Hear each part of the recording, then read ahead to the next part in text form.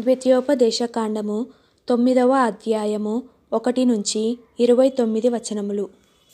ఇశ్రాయేలు వినుము, నీకంటే గొప్ప బలము గల జనములను, ఆకాశమంటు ప్రాకారములు గల గొప్ప పట్టణములను స్వాధీనపరచుకొనుటకై నేడు నీవు యొర్దానును దాటబోవుచున్నావు.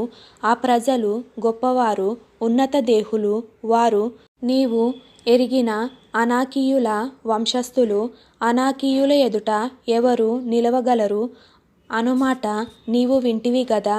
కాబట్టి నీ దేవుడైన యెహోవా తానే దహించు అగ్నివలె నీ ముందర దాటిపోవుచున్నాడని నేడు నీవు తెలుసుకొనుము. ఆయన వారిని నశింపజేసి నీ ఎదుట వారిని కూలద్రోయును. యెహోవా నీతో చెప్పినట్లు నీవు వారిని వెళ్ళగొట్టి వేగమే వారిని నశింపజేసెదవు. నీ దేవుడైన యెహోవా నీ ఎదుట నుండి వారిని తోలివేసిన తరువాత నేను ఈ దేశమును స్వాధీనపరచుకొనున్నట్లుగా యెహోవా నా నీతిని బట్టి నన్ను ప్రవేశపెట్టెనని అనుకొనవద్దు. ఈ జనముల చెడుతనమును బట్టియే యెహోవా నీ ఎదుట నుండి వారిని వెళ్ళగొట్టుచున్నాడు. నీవు వారి దేశమునకు వచ్చి దాన్ని స్వాధీనపరచుకొనుటకు నీ నీతి అయినను నీ హృదయ యథార్థత అయినను హేతువు కాదు.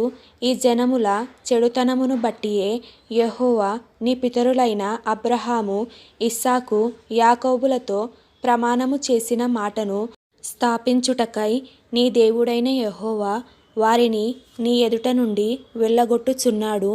మీరు లోబడనొల్లని వారు గనుక ఈ మంచి దేశమును స్వాధీనపరచుకొనున్నట్లు నీ దేవుడైన యెహోవా నీ నీతిని బట్టి నీకియ్యడని నీవు తెలుసుకొనవలెను.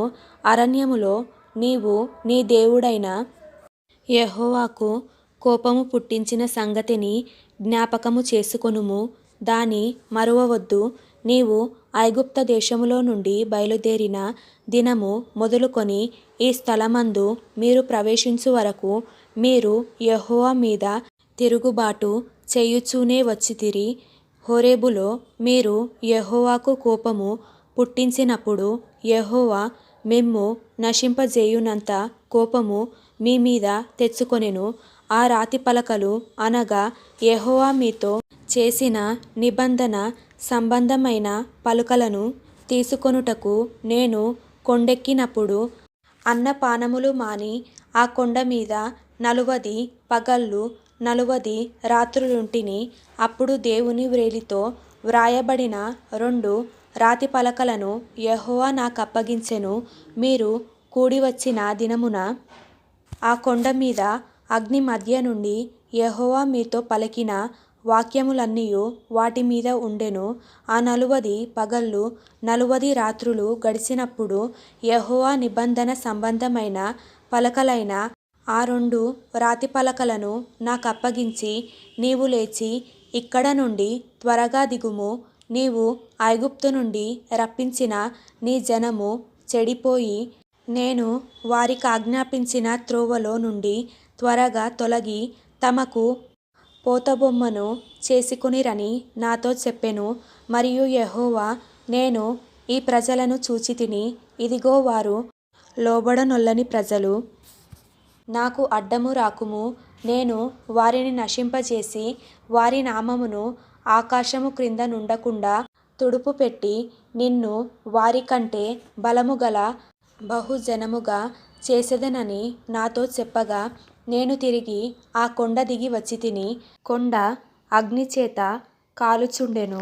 ఆ 2 నిబంధన పలకలు నా 2 చేతులలో ఉండెను. నేను చూచినప్పుడు మీరు మీ దేవుడైన యెహోవా దృష్టికి పాపము చేసియుంటిరి. పోతదూడను చేయించుకొని యెహోవా మీకాజ్ఞాపించిన త్రోవ నుండి త్వరగా తొలగిపోయియుంటిరి.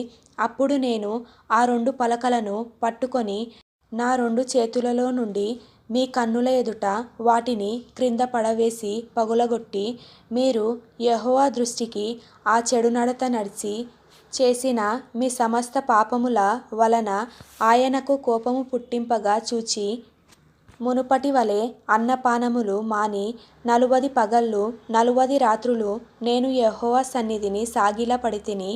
ఏలయనగా మిమ్ము నశింపజేయవలెనని కోపపడిన యెహోవా కోపోద్రేకమును చూచి భయపడితిని. ఆ కాలమందును యెహోవా నా మనవి ఆలకించెను. మరియు యెహోవా అహరోనును నశింపజేయుటకు అతని మీద బహుగా కోపపడగా నేను అహరోనుకై అప్పుడే బ్రతిమాలుకొంటిని.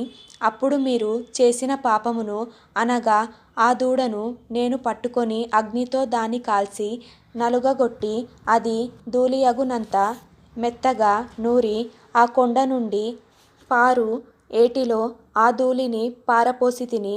మరియు మీరు తబేరాలోను మస్సాలోను కిబ్రోతు హత్తావాలోను యెహోవాకు కోపం పుట్టించితిరి.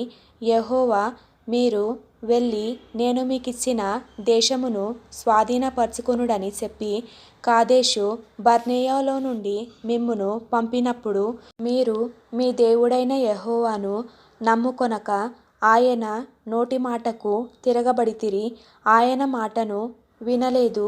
నేను మిమ్మును ఎరిగిన దినము మొదలుకొని మీరు యెహోవా మీద తిరుగుబాటు చేయుచున్నారు. కాగా నేను మునుపు సాగిలపడినట్లు యెహోవా సన్నిధిని 40 పగళ్ళు 40 రాత్రులు సాగిలపడితిని. యెహోవా మిమ్మును నశింపజేసేదనగా నేను యెహోవాను ప్రార్థించుచు ఇలాగు చెప్పితిని. ప్రభువా యెహోవా, నీవు నీ మహిమ వలన విమోచించి బాహుబలము వలన ఐగుప్తులో నుండి రప్పించిన నీ స్వాస్థ్యమైన జనమును నశింపచేయకుము. నీ సేవకులైన అబ్రహాము ఇస్సాకు యాకోబులను జ్ఞాపకము చేసుకొనుము. ఈ ప్రజల కాఠిన్యమునైనను వారి చెడుతనమునైనను వారి పాపమునైనను చూడకుము.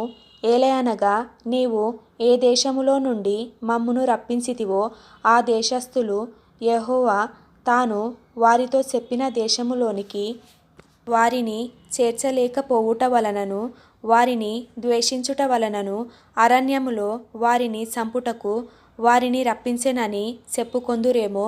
నీవు నీ అధిక బలము చేతను నీవు చాపిన నీ బాహువు చేతను రప్పించిన నీ స్వాస్థ్యమును నీ ప్రజలును వీరే.